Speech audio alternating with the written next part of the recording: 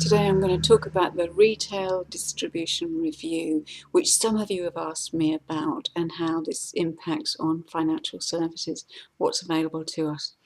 And it's all going to happen soon in 2013, and there are some really clear changes that will have an impact on financial advice.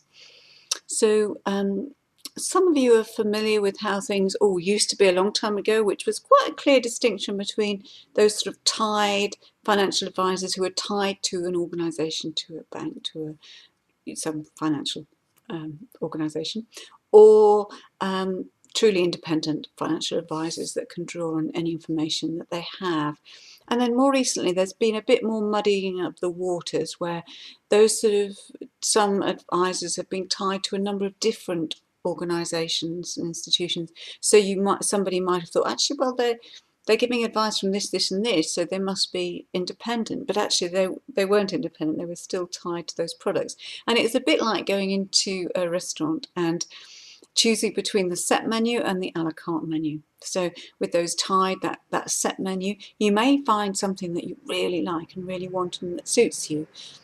A couple of things with this. One is it's unlikely to stay the same. It is unlikely to suit you in however many years' time, next year or 5 years' time. So you have to keep kind of checking up on that.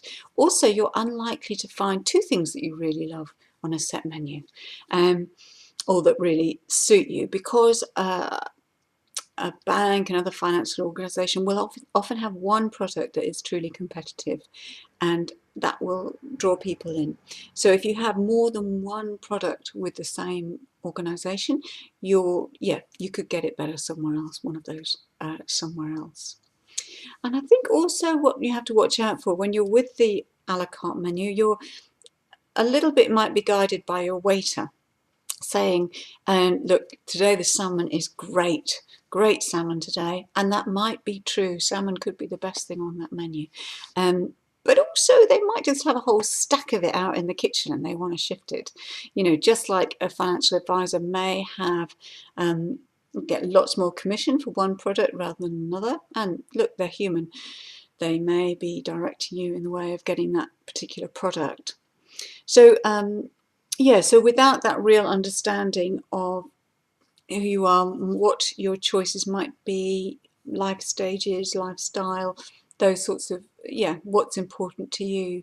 For example, you're back in the restaurant again, and you're vegan and gluten-free, and you are unlikely to find that sort of stuff on a set menu.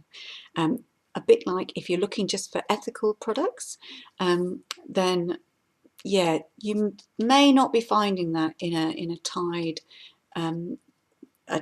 situation in just to one company. So we're talking here about where you get advice for your pensions and your savings and your insurance and your investment. So what's happening in 2013 is much clearer. We are getting either restricted financial advisors or independent financial advisors. And the restricted are going to be attached to a fairly narrow group of products at a particular organisation, and will get commission from the products that they sell. The independent will charge you, probably upfront, and we'll have more of a range to choose from. I'm just going to read you some of the points that have come up from the Retail Distribution Review here about this. So all advisors will have to operate under advisor charging. Every advisor will have to agree services and costs with their clients. So that's useful, isn't it? We all know kind of where you're at, but you will be paying for those costs upfront.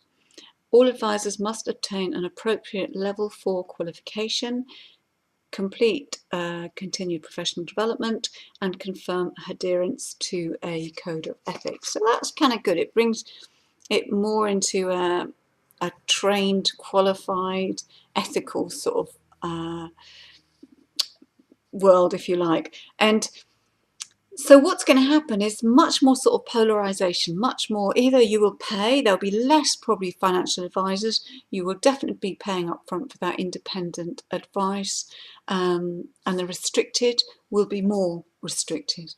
So obviously what's interesting for us is in that gap between the, actually I don't want to pay that amount for this advice, or I don't want to be restricted just to these products. This is where websites like Pink Investments come in. So Pink Investments offers accurate, unbiased, pure information, if you like, that you can easily access. And I think as women, we like doing things with our mates, with our friends, and so this is a real opportunity for you to get together with friends in a similar situation to you. There's more of you then to get the information that you need, and get support as well from Pink Investments, because we are, yes, all capable of managing our money in the way that suits us.